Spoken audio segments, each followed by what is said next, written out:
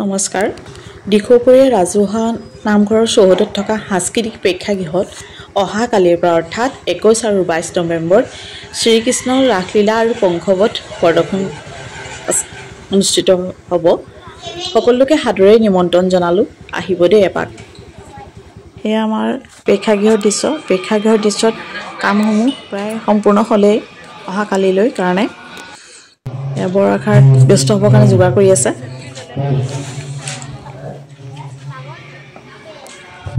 অকণমানিখিনি এনেকৈ মেখেলা চাদৰ পৰিধান কৰিছে আৰু ল'ৰাখিনিয়ে ধুতি পাঞ্জাবী কুৰ্তা গামোচা লৈ পিন্ধি আহিছে। চাওকচোন কিমান ধুনীয়া লাগিছে।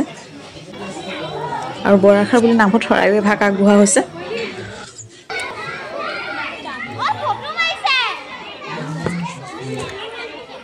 এতিয়া আকৌ ফটো পোষ্ট দিছে, অকণমান উঠাই দিওঁ বোলো, পাছত চাব।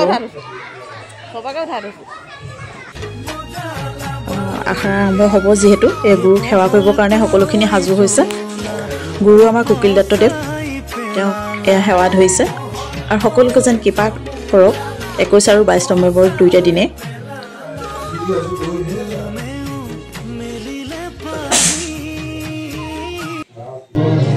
সেৱা জনাই এয়া আখৰা গৃহত অকণমানি কৃষ্ণ আখৰাত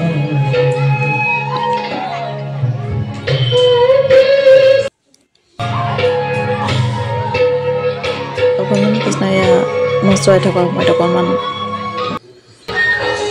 আৰু মাখন খোৱা সময়ত এয়া যেতিয়া মাখন চুৰ কৰে কৃষ্ণই লগৰীয়াসকলক খুৱায়।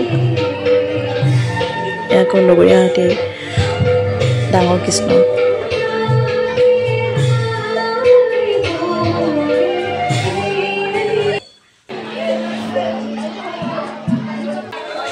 আকৌ ৰামধন চিত্ৰটো শুনি ভাল লাগে, চাব দেই।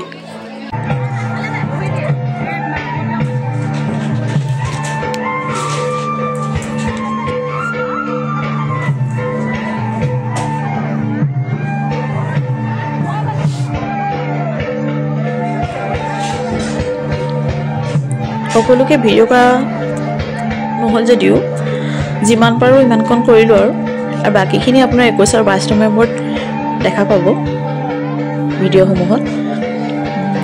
সময় যিমান পাৰোঁ চেষ্টা কৰিম আপোনালোকক দেখাবৰ কাৰণে।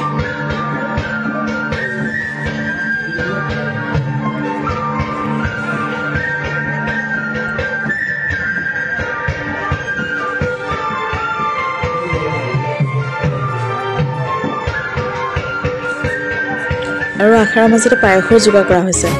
এয়া পায়স চাওকচোন ধুনীয়াকৈ সজাইছে সকলোৰে কাৰণে। আখৰা গৃহত যথেষ্ট ল'ৰা ছোৱালী আছে, গতিকে সকলোৰে কাৰণে পায়স যোগাৰ কৰা হৈছে। অহা কালিলৈ সকলোকে দেখা পাম বুলি আশা কৰিলোঁ।